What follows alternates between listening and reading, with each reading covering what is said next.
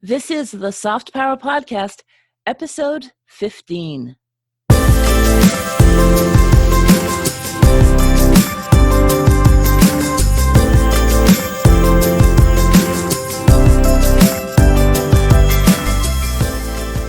Hi, I'm Susan Callender, and I'm glad you've tuned in. If you're a regular listener to the podcast, you know that it's dedicated to helping you show up and communicate your wants and desires with your most polished people skills and in the most effective way. And that's even more important now. This is not the best time to rest on your laurels because the pandemic not only means that many people have lost once secure jobs, but also many more people will make their desires known if they want the position that you're in now and even the customers that you have. My guest today is a certified international career and executive coach and the principal of Offonry International, where she serves professionals who are ready to leave their comfort zone and make the big leap to a new career or maybe even launch a business. She's also the host of the Career Lounge podcast, which is a topic I want to start with today. Ada, welcome to the Soft Power Podcast. Thank you so much for having me. I'm excited to be here. And I'm happy to have you here. You have a lot of experience at some very well-known blue chip companies and as a headhunter, Ada. So would you share with my audience of professionals who are always on the lookout for good opportunities why you suggest that they not share their business goals and dreams with friends and family? Sure. The reason I say that is this. Typically, when you have new ideas that are very different to what you've always done. So, for example, if you're looking to move into a new career or you're looking to start a new business, you're at a point where, because that information is fresh, you're stepping outside of your comfort zone, you're basically trying to reconcile with a potential change of identity, right? Yes. So it's a very important incubation period. And so while I don't necessarily advocate that you don't tell anybody, I definitely encourage people to exercise some form of restraint when it comes to telling people around them, because not everybody will understand where you are. Not everybody will understand where you're looking to go. And if you're not careful, people might discourage you from being able to move forward. So keep your cards close to your chest, maybe speak to one or two people for support or encouragement. But I believe that you need to basically step forward and take a few steps before you begin to share what it is you're doing. Do you find that when one of your clients receives negative feedback, perhaps from a partner or a spouse or a best friend, and they're surprised that they're going to this new career or leaving their cushy job, that just hearing something negative can cause them to cast doubt on their aspirations and the potential that they have? Absolutely, it can happen, right? And, oftentimes if you're looking to change jobs or careers or move in a completely different direction, you're leaving your comfort zone and moving into your stretch zone. And that's an uncomfortable place to be. And it's not uncommon to have a lot of self-doubt. And so all it takes is for someone whose opinion you care about to come along and to add to that self-doubt. And all of a sudden you think you're crazy for having those ideas and thoughts in the first place, but you're not, right? They're just new, they're fresh, and they need time to be incubated until they can really, grow and take root. So I tend to operate from an abundance mindset, and I truly believe there's plenty for everyone. There may not be plenty of the exact position you want inside a corporation, but in essence, there's something out there that's ideal for you. So following up on what we were just discussing with keeping your cards close to your vest, so to speak, how do you approach a client who's experiencing limiting beliefs, perhaps because of feedback they received or just the innate fear? We all have limiting beliefs, and regardless of your station in life and how much success you've had, it is completely natural to have some form of limiting belief, right? So the first thing that I would say to anyone in that situation is, don't worry, completely normal, we all experience it. But it's really important that as an individual, you really focus on replacing those limiting beliefs with empowering beliefs. And this takes practice, right? And it doesn't happen overnight, but it's important to get to a place where you understand that some of those thoughts, negative thoughts that go through your mind, aren't fact, and that you're in control of what your thoughts are. And that if those negative thoughts are not fact, then by virtue of them not being fact, you also have the power to replace those with more positive, empowering words and thoughts as well. And it's a practice. It's one that you have to keep working on. I'm not sure if you're familiar with Dr. Caroline Leaf. She is a scientist, and she speaks a lot about the importance of this sort of positive practice to create new neural pathways in the brain. Because, you know, we're predisposed as human beings to thinking negatively. And so it's actually counterintuitive. So. Yeah, absolutely. So it's actually counterintuitive for us to think positively. And so we have to almost retrain our minds to begin to think more abundantly.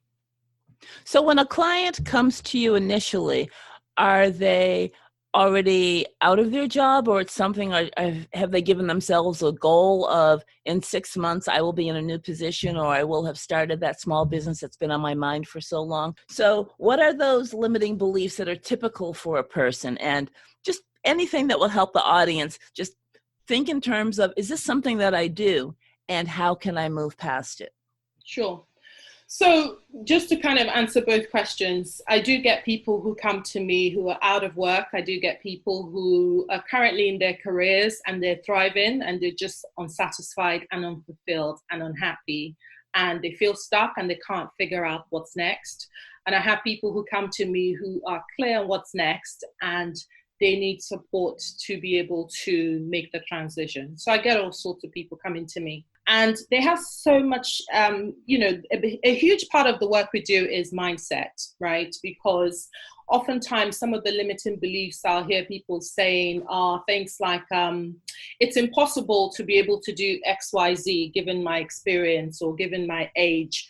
And so through our work, I get to challenge some of those assertions until, and allow people to be able to essentially come to the realization that those thoughts are not facts.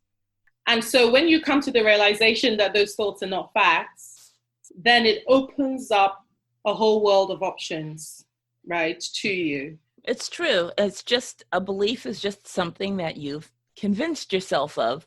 There's absolutely no truth to it. And once you understand that, which I'm sure you and I can agree, Ada, many people don't realize that a belief is not true, but they've convinced themselves of something that has not come to fruition in any way.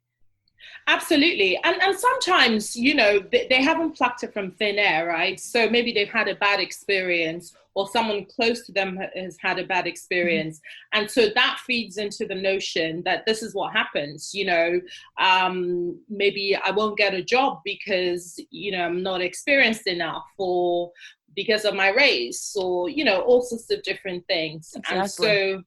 And so there's a lot of unpicking to be done, really. Before you can even get into the whole sort of the strategy and tactics around job search and all of those things, I focus on much later on in the process once we've dealt with the mindset work. Okay. Well, tell me this. What has this global pandemic done to people's confidence when it comes to finding new opportunities? Have you seen any difference in the conversation the past few months versus a year or two ago? Absolutely. I'd say that a year or two ago, people were definitely more bullish, right? So people felt they had choices And if anything, the choices were stifling, right? There was so much they could do. So much and abundance. So much abundance. And it was about figuring out which path to go down. But now a lot of people have quite a lot of anxiety, right? And rightfully so. So some people are furloughed. Some people have lost their jobs or at risk of losing their jobs. And so the idea of doing anything to upset the status quo is scary to them. But in addition to that, they have additional responsibilities, right? Working from home, homeschooling their children. And so all of that compounds this sense of anxiety that people face now when I have discussions with clients. Or just people generally in my field of work. Is it really important for them to have career clarity and just stay on a straight, singular path? Or do you ever recommend that people play to every strength and creative whim they have? For example, they're in banking, but they've always liked baking. Right. I know. I read about stories like that in the Wall Street Journal. It's like everybody's a banker that wants to be a baker. So what is the best thing to do? Should you put your feelers out everywhere where you think that you have a strength and a desire, or are you better off just being laser focused? Okay, good question. So here's what I say. My first rule when it comes to career transition is know thyself, because everyone's risk appetite isn't the same. Yes. Everyone's experience and skills profile isn't the same. And there's some people who absolutely prefer to walk down a singular path and be known for their expertise. And they have a genuine interest and curiosity about a specific field. And if that is who you are, then absolutely that is your path to go down. You decide that. I don't, and no one else does. You decide that. But if you're multi-passionate, right, then absolutely you have the choice, you're at will to do all of those different things that interest you. Now, my job when I work with you is to try to understand where your revenue comes from and where your focus is, right? And of course, the more revenue you generate or the more income you generate, the more flexibility you have over time. But when you're starting out, it's important that you have clarity on a few core areas that you can focus on. So, so it absolutely depends on the individual. But there is no right or wrong way to sort of approach that. Here's what I believe, right? Nirvana looks different for each person, yes. Right? So career satisfaction, success, fulfillment, contentment, it looks different for each person. And so for some, it's not about clocking up a bunch of achievements. It's about having a form of expression and having the freedom to be able to do all the different things that they want to do. And if that satisfies them and that's the thing that they want to do, then they can carve out a path for themselves, and the universe can hold space for them. Yes. And there's some people with very defined ideas as to where they want to be. And similarly, I believe that the universe will also hold space for them. Now, what holds people back is the methodology, because people are oftentimes caught up in, being able to go from one point to another in a specific fashion. And so when the first way they try doesn't work out, it throws them for a loop, right? And they think they'll never succeed and they'll never be able to get where they want to be. And maybe it's just not meant to be. But I call it rerouting, right? There's nothing about the first thing you try out or the second thing you try out not working that means you need to stop. You need to take a step back. You need to view all the information you have. You need to extract the lessons, and then you iterate when you move forward. What do you think will be required to stand out and get noticed moving forward in a global economy where, as we were speaking, people have lost so much? Is it more important now that you find the time to learn how to speak up? I think that this is the time to really hone in on improving your adaptability quotient. So in the past 20 years, the focus in the corporate environment was all about emotional intelligence, emotional quotient, being able to sort of empathize with people. I think moving forward, it's all about adaptability, because not only do we as individuals have so much choice available to us, but the world at large is changing so quickly that it is, I believe, the number one thing that a lot of organizations are going to be looking for, a lot of businesses are going to be looking for in their partners. And so I think all of these things are important. Now, if you're someone who's introverted, someone who's shy, how do you then kind of leverage the world moving forward, right? Leverage the opportunities available to you. I think you have to be clear on what your superpower is. And, you know, for some people, speaking up and, you know, being out there, having increased visibility might not be their thing, right? It might be that they have excellent writing skills or excellent technical skills, or they have the ability to partner with somebody who might have some of those skills. I think it's important to be clear on what your superpower is and to really be able to leverage that. Now, that doesn't mean that there isn't room to develop other skill sets, right? And because in today's world, it's important that you carve out a way to have your voice heard. You carve out a way to be able to express yourself. So that's what I'd say. But I'm not so sure, speaking to what you said about finding another strength that you're good at, if that means that you can get away with not speaking up.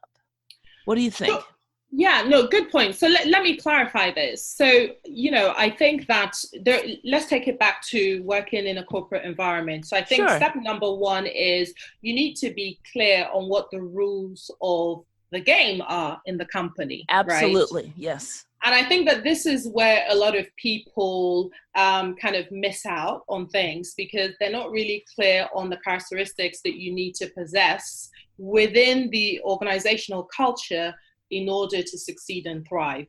And so if it's one that really recognizes people who are great self-advocates, then that's something that you're going to have to really put into practice for you to excel in that organization. And if it's one that really values collaboration, for example, then that's something that you're really going to have to work on, even if maybe you prefer working by yourself, right? So it's important to really kind of understand the rules of conduct. The second thing is, having understood the rules of, the rules of the game in the organization you're part of, it's also important to be self-aware, because some of those things might be strengths of yours, some might not be strengths of yours. Yes. I think it matters that you're clear on what your strengths are, and in any environment, you're able to double down on those strengths. At the same time, once you're clear on things that need to be done, that might not necessarily be your strengths, that you invest your time and energy and effort into developing those skills as well, right? And that's an individual responsibility to do that, not a corporate responsibility. Absolutely. I agree with you. So speaking to that, is it true that 70% of professionals are not happy in their current jobs? I heard that statistic and I'm just saying, like, wow, is that true? And if it is true, what's fueling the discontent? I think that a lot of people are focused on who they should be rather than who they really are. And I think that that's where the discontent comes in, because if you've grown up in an environment where you are rewarded socially for going to university, getting the best possible job you can get, and having all the trappings of success, you know, a nice home, a car, all of these things, you're caught in that cycle. And it could be that the work you do that funds that lifestyle, you absolutely hate. But then you've got to make a choice, right? At least in the interim, do you begin to figure out ways in which you can navigate out of that work, which is what a lot of people do, or do you get stuck in there? I think a lot of people stay in their jobs far longer than they would wish to, because they're really tied to the lifestyle that they've been accustomed to, and also the sort of social capital of having some of those trappings as well. So I guess with that said, Ada, perhaps we make ourselves small. The world isn't making us small. Our boss isn't making us small. Yeah, I completely agree. Because for a lot of us, we don't separate who we are from the work we do. We think that those two things are intertwined. And so the idea that this thing that you've identified with most of your adult life, right, and that people, associate with you might not be the thing you want to do. And a lot of people struggle with that, right? So I think that having a degree of awareness is the start of untangling yourself from that sort of mindset. Because once you develop the awareness, then you just can't continue with the status quo.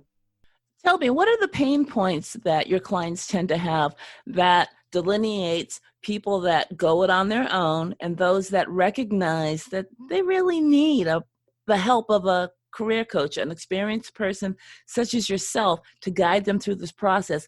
Sure. So the first group I would say are people who have tried a bunch of things, right? They've tried things on their own. They're not getting the answers they want. They're not getting the results they want, and they recognize that they need additional help. There are others who don't want to thrash about wasting time. They want to get from point A to B in a finite amount of time. And so they need somebody who can provide the support for them to be able to kind of get there. And then you have the third category who are either unclear about what the next step will be, or they are scared about taking steps that are outside of their comfort zone. And so those are the categories of people who would typically come to me as a career coach to be able to kind of work through some of these issues, right? And figure out what the next steps are. The thing about a career coach is that this is someone who can identify with a lot of what you're going through. This is someone who's trained to sort of help you talk through your experience, your fears, your desires, but isn't attached to the outcome, right? So there's no judgment. I'm not your husband or your wife or your daughter or your best friend who has very strong opinions about who you are and what you should do and where you should be. That's the great thing about coaching. Sometimes coaching is tough, but when you open yourself up to it, it's very transformational. Absolutely. And so for a lot of people, it's the first time they've actually been able to voice certain things. Or been asked certain things. Or been asked certain things, and without fear of judgment, without any repercussions. And so that in itself is transformational. Is there a specific path or a framework that you take your clients through? Yeah. So I have a 5-stage framework, and the first stage is really all about the realization that you need to make a change. The second stage is where you begin to take action. The third stage is when you explore and determine what your preferences are. The fourth stage is where we begin to sort of swap your old identity for the new one. So this is where we work on your personal branding. This is where we work on a specific plan for you. And then the last stage is when you finally make the transition. But the journey doesn't stop here, right? Because the key word for this stage is mastery. So it's about, now that you're in this new space and maybe you're a novice in this new space, how do you build success faster and how do you leverage all the experience that you have? Now, it's a framework, right? Not a rule, if you like. So it allows flexibility, because sometimes people will come to me and they've already sort of done the first 2 stages themselves. And so we jump right in where they are right now, and I support them through the rest of the different stages. But it's a good way to really sort of hold people accountable and give people safety that there's structure to this. You don't have to sort of just thrash about out there. There's actually a structured way of getting from a point where you're not clear on what your next step is, where you lack clarity, all the way through to successfully transitioning jobs or careers, or even starting your own business.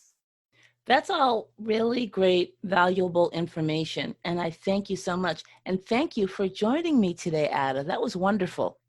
Thank you so much. It's such a pleasure chatting to you. I've really enjoyed it. You can find Ada at adaoffonry.com, and I'll include a link to that and her social channels in the show notes. Softpower Society, what's your greatest interpersonal or people skills challenge? Do you hesitate when it's your turn to speak up in meetings, or do you let the outspoken and sometimes loud extroverts overshadow you? If that's the case, I'm inviting you to join the Introvert to Influencer Facebook group. It's specifically for people like you who are tired of playing small and you're finally ready to step in from the sidelines and into the game. Just type Introvert to Influencer into the top search bar on Facebook. We'd love to have you. Thanks for joining me today.